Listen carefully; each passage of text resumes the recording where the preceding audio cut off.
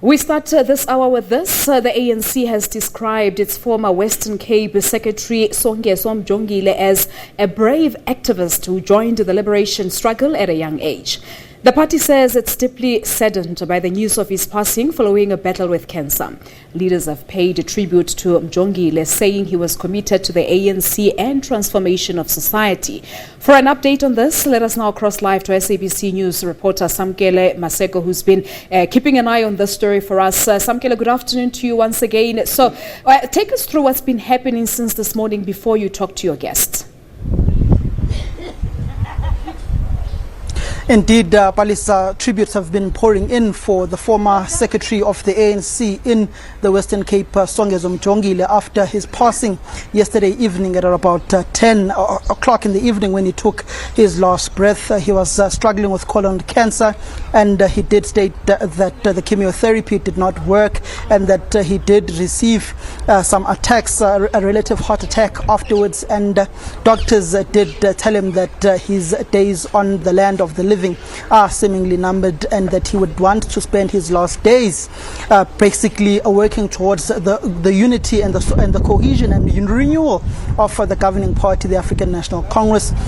Those whom he served with in the structures of the ANC Youth League after the ANC's unbanning in the 90s have been pouring in and trickling in their messages of condolences and coming to pass their messages of condolences to the family. I'm going to speak to Lebogang Maile, the former president of COSAS, who succeeded Songezo Mjongile in that position, Colin Malaji, who was also the president of COSAS, and also Chilidzi, who also was the secretary of Songezo Mjongile in the Congress of South African Students. I'm going to bring in Lebogang Maile now to speak on his life and times that he shared with Songezo Mjongile. Mr. Maile, what are some of the most memorable moments you shared with your comrade Songezo Mjongile? Thank you very much. I think I want to start by conveying my heartfelt condolences to his family, especially the wife and kids, and all the friends and comrades and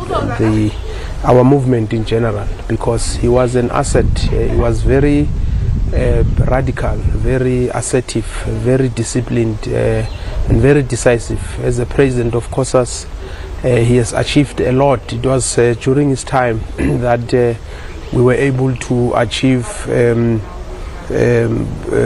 things like the abolishment of corporal punishment, abolishment of exam fees, and we took over from him in 1995, and we continued with the battle, and ultimately which led to the enactment of the South African Schools Act as is known today. It was through that generation and that leadership which he led, which has actually helped us to appreciate these ideas about free, compulsory and dynamic education. And we are happy that we have achieved so much since those days that Comrade Songezo has been leading COSAS. He was full of life, very energetic. He was a political animal, and he was also a social animal at the same time.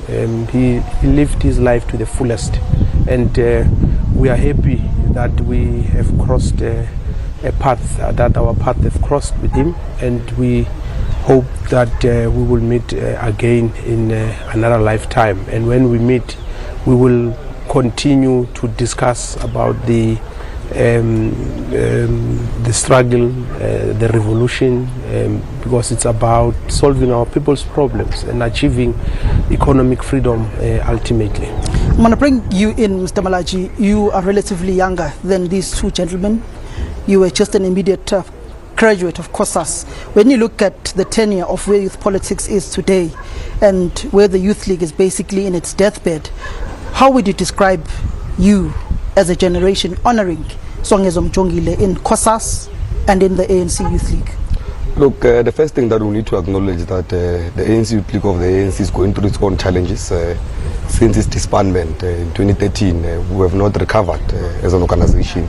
We are no longer a body of opinion to mobilize young people behind the pen of the ANC. Now, it's a very big responsibility in honoring Comrade Songezo, who is a former president of the of COSAS and also a former TG of the ANC Youth League, to make sure that we revive that youth league that is a body of opinion. We allow the rightful young people who are real activists on the ground to take full responsibility of their movement. Because the reality is that if the youth league is dead, the reality is that the ANC is on a national death, because it's an important organ of the African National Congress that gives lives and ideas to the ANC.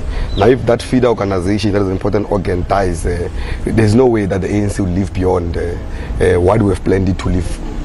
Mr. Chilit, you served as the secretary of COSAS when Mr. Mjongile was the president. What are some of the memorable moments and some of the policy issues that you pushed vigorously for them to be implemented by the governing party and the government of the day? At the outset, let me echo my comrade Lebogang Maile's sentiments that we stand here this afternoon at a very sad moment, and we extend our deep-felt condolences to the family of Songezo Mjongile, the immediate family. We also extend condolences to his extended family, which is the family of revolutionary organizations that he served in, like the Congress of South African Students, the African National Congress Youth League, and the ANC itself. Comrade Songezo and I and many of our generation met when we were deployed to serve in COSAS here in Johannesburg at the headquarters in the early 90s, wherein we basically lived our young life here. We learned how to get by together, and at that time we were definitely at the epoch when the country had just been going through the last stages of the apartheid atrocities, and was negotiating a settlement of freedom. So I think we can say it without doubt. We are a generation of that fearless moment. The generation that declared that it would rather die on top of a man than let the enemy pass. This is important because one of the sad things that happened yesterday when Songezo passed is that we witnessed one of our own, Comrade Andile Lungisa, going into prison for a political incident that happened in Council. And we were there in the Port Elizabeth to protest against that. Because the context here is that, as Comrade Lebogang has said, we have gained a lot with freedom during our time. There has been liberation. Our schooling system has become better. We obviously need to press on with making sure that the infrastructure in schools is improved. We need to really conceptualize and have a clear, pragmatic solution to the content of education. The decolonization of education becomes the most urgent thing to do now. But we mustn't forget that even in the moment of freedom, there are also new struggles that have emerged, such as that which is faced by Comrade Andile Lungisa. And I would like to call on all Congress of South African Students, former leaders, former activists, youth league leaders, activists, ANC leaders and activists to really rise up and form part of these new types of struggles, where people of our generation, of our age, now and again seem to find themselves in a moment of persecution. There is no way in which this country is going to succeed if it wipes us out. Mr. Malaja, I'm going to bring you back in. There's this perceived issue that there is a total removal of former youth leaguers. You are a young person who is in the Basic Education Portfolio Committee in Parliament. Is there such a motion in place by the elders within your own governing party to remove your elder leaders within the ANC, like Lebogang Maile, like Andile Lungisa, and many more? Like Maluse Kikaba was also out of the National Assembly. I've consistently raised this issue that there is a clear program by the elders that is making it impossible for a new to be born. The elders are refusing the new to be born. They don't want to vacate offices. They want to die in offices. When there's a new generation of economic freedom fighters that is rising, they work very hard to make sure if they don't divide them, they make sure that they destroy them. We have seen very well the pushing out of Julius out of the ANC. It's also by the elders who are seeing Boan leaders sent to prison and many others. And I've raised this point in the beginning that if the feeder organization called the ANC Youth League, it stops feeding the ANC with leaders, the ANC will die natural death. Now the old are refusing to die, and they're making it impossible for the new to be born. Now it needs us to unite, as our generation must unite to make sure that we support this generation that is highly affected by the elders who have been there since UDF days. They're still fighting their exile Bekels. They're still fighting many other Bekels that were not even born when they were fighting all of those things. Now it's about time that we work very hard united to push them out of the ANC and allow a new generation to come in. Because if you don't do that, ourselves will suffer the same effect by the same adults. Because these adults are starting to think that the ANC is their home, is their big room. They decide what to do with it. If you can see in the ANC, there's no coherence in the ANC. Others say this, others say that. There is no new ideas, and you can't expect new ideas from people that were never prepared to have them. The only thing that they know was to fight for political freedom, which they have achieved. Now it's time now that they give a new generation to wage a battle for economic freedom. Failure to do that, we're not going to ask them to do that. We're going to unite ourselves to make sure that we push them out of the ANC to give a new generation, because the ANC can't afford to die in the hands of the elders, because the ANC is the only parliament of the people. Mickey Mouse organizations like the EFF and others are rising because there's a vacuum in society, and nature doesn't allow a vacuum. But it's only the ANC that can resolve all socio-economic challenges that are faced by our people, because the people give confidence in the ANC because they believe in the agenda of the ANC. But when the ANC does not speak to the interest of the people will turn against the ANC and will ultimately vote for an organization that will reverse the gains that the ANC has put in place. We know there's many examples, like in Germany, when populist organizations like led by Hitler raised into power, it ended up killing people because it was promising the impossible to people. Because of the desperation that their people were faced there, they were forced to vote for a party that would ultimately end up killing them. Mr. Mjongile, you are in government today. We're at MEC of Human Settlements and Cooperative Governance. You started at Sports and Recreation in the province when you came into government. When you look at a critical question that Mr. Mjongile constantly asked, what is the mission of your generation? How would you answer that question? What's the mission of your generation? What have you guys achieved since you've gotten into government? When are you taking over the reins of the governing party? We are not getting any older. We are growing grey hairs. We were able to answer that question when we were in the ANC Youth League, and I think the answer is still relevant when we said economic freedom in our lifetime, because those who came before us fought for political freedom, but now we need to ensure that our people are liberated economically. We must make sure that we deal with poverty, we deal with unemployment, and when you look at the leadership question of the ANC, it has to be answered in line with what is the character of the ANC, because the ANC is a mass organization that has the working class, that has got the youth, there's the students, it has young and old people, there's women, there's black and white, and therefore the leadership of the ANC must reflect its character, but it must also reflect the character of society. So that's why we coined the phrase of a generational mix, because ANC is not a new organization. There's traditions in the ANC, but those traditions must not be static. They must also, Comrade Peter Mkaba said, the Youth League must adapt or die. So the ANC will have to adapt or die. So as much as it's an old organization, there are good traditions that must not be done away with, but we must also allow new ideas, new energy, and be dynamic. So we shouldn't say the old people must leave the ANC. It's as good as saying we must kill all old people in our society. We can't do that. We have to coexist, but we must at the same time provide space for everybody, because if ANC is not able to adapt, it's not able to be dynamic, it's not able to respond to the needs of the people, then it will die. Because the only reason that ANC exists, and that's the only reason, it's to solve people's problems, just to simplify what the ANC is about and what the National Democratic Revolution is about. Because when you look at how we conceptualize it, we say we must liberate blacks in general, Africans in particular,